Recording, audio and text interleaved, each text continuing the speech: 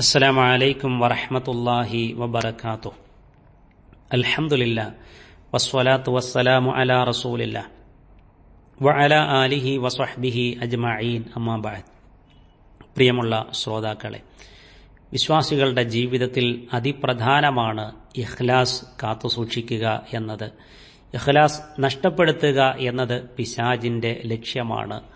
നമ്മുടെ വാക്കിലും നോക്കിലും ഇടപെടലുകളിലും ബന്ധങ്ങളിലും ഇബാദത്തുകളിലും എല്ലാം ആത്മാർത്ഥത കൈവരിക്കാൻ നമുക്ക് സാധിക്കണം.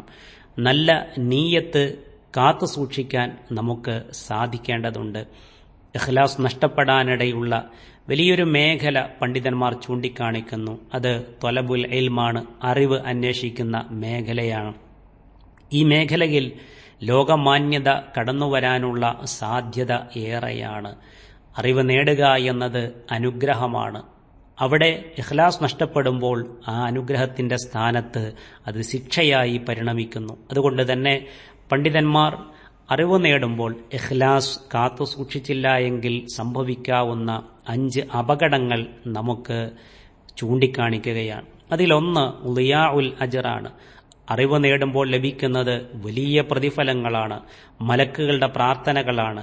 ആകാശലോകത്തും ഭൂമിലോകത്തുമുള്ള സർവ്വചരാചരങ്ങളും ഉറുമ്പുകളും പക്ഷിമൃഗാദികളുമെല്ലാം അവനു വേണ്ടി പ്രാർത്ഥിക്കും എന്ന് പ്രവാചകൻ സ്വല്ലല്ലാഹു അലൈഹി വസല്ലം പറയുന്നു. എന്നാൽ അറിവ് നേടാൻ ഇറങ്ങിത്തിരിച്ച ഒരാൾ താൻ സമൂഹത്തിൽ ഒരു വലിയ പണ്ഡിതനായി മാറണം, പണ്ഡിതനായി അറിയപ്പെടണം, തന്നെ ആളുകൾ പ്രകീർത്തിക്കണം, തന്നെ ആളുകൾ ബഹുമാനിക്കണം, മറ്റുള്ള ആളുകളുമായി തർക്കങ്ങളിലും മുനാദറകളിലും അഥവാ സംവാദങ്ങളിലും ഏർപ്പെടുമ്പോൾ അവരെ താൻ നേടിയ അറിവുകൊണ്ട് തറപറ്റിക്കാൻ കഴിയണം എന്നിങ്ങനെയുള്ള തെറ്റായ ചിന്താഗതികളുമായാണ് അറിവിന്റെ മേഖലയിൽ ഒരാൾ ഇറങ്ങിത്തിരിച്ചത് എങ്കിൽ അവന് ലഭിക്കുന്നത് പ്രതിഫലങ്ങൾക്ക് പകരം ശിക്ഷകളായിരിക്കും എന്നതാണ്.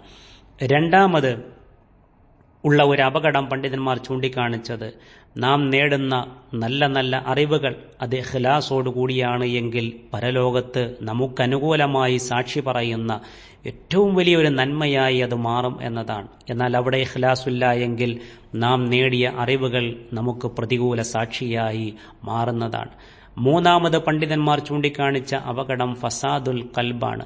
അറിവ് നേടുക വഴി ഒരാൾ ഔന്നത്യത്തിലേക്കാണ് എത്തേണ്ടത്, വിശുദ്ധിയുടെ മാർഗത്തിലേക്കാണ് എത്തേണ്ടത്. അവന്റെ ഹൃദയം അറിവുകൾ നേടുക വഴി വിശുദ്ധമാവുകയാണ് ഇഖ്ലാസോടുകൂടിയാണ് എങ്കിൽ. എന്നാൽ ഇഖ്ലാസില്ലാത്ത അറിവ് നേടലാണ് എങ്കിൽ അവിടെ പകരം വരുന്നത്, പിശാച് കൊണ്ടുവരുന്നത് റിയാ ആണ്, ലോകമാന്യതയാണ്. വിനയത്തിനു പകരം അഹങ്കാരമാണ്, തർക്കങ്ങളാണ്. അതവന്റെ ഹൃദയത്തെ അശുദ്ധമാക്കി കളയും എന്നതാണ്.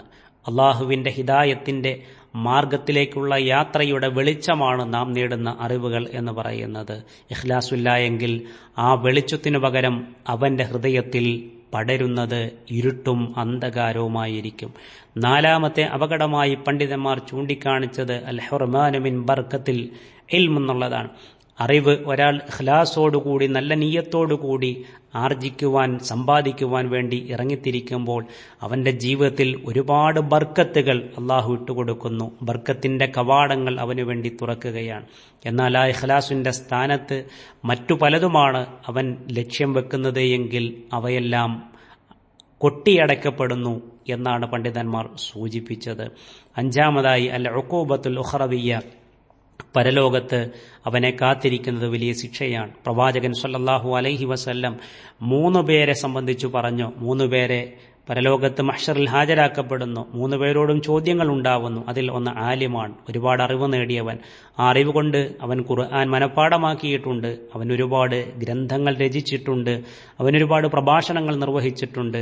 അപ്പോൾ അള്ളാഹു ചോദിക്കുകയാണ്, നീ ഇതെല്ലാം ചെയ്തത് എന്തിനു വേണ്ടിയാണ്? അവൻ പറയുന്നു, വലി വജിഹിക്ക വലി റിളാക, റബ്ബേ നിന്റെ പ്രീതിയാണ്, നിന്റെ തൃപ്തിയാണ്. പക്ഷെ റബ്ബ് നൽകുന്ന മറുപടി കദബ്ത, നീ പറയുന്നത് കളവാണ്.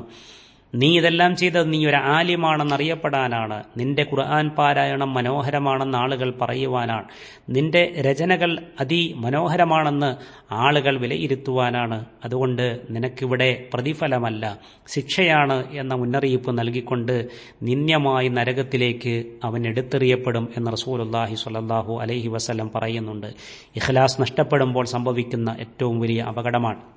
അതുകൊണ്ടാണ് പണ്ഡിതന്മാർ പറഞ്ഞത്, സലഫുകൾ പറഞ്ഞത്, അസ്ലിഹു നിയ്യാതിക്കും ഫീ ത്വലബിൽ ഇൽമ്, നിങ്ങൾ അറിവ് നേടുമ്പോൾ നിങ്ങളുടെ നീയത്തുകളെ നിങ്ങൾ ഏറ്റവും നന്നാക്കുക, ഏറ്റവും മനോഹരമാക്കുക എന്നത്. ഇല്ല എങ്കിൽ അത് അപകടമാണ്, നാളെ പരലോകത്ത് നഷ്ടമാണ്. അള്ളാഹു നമ്മയെല്ലാം കാത്തുരക്ഷിക്കുമാറാവട്ടെ.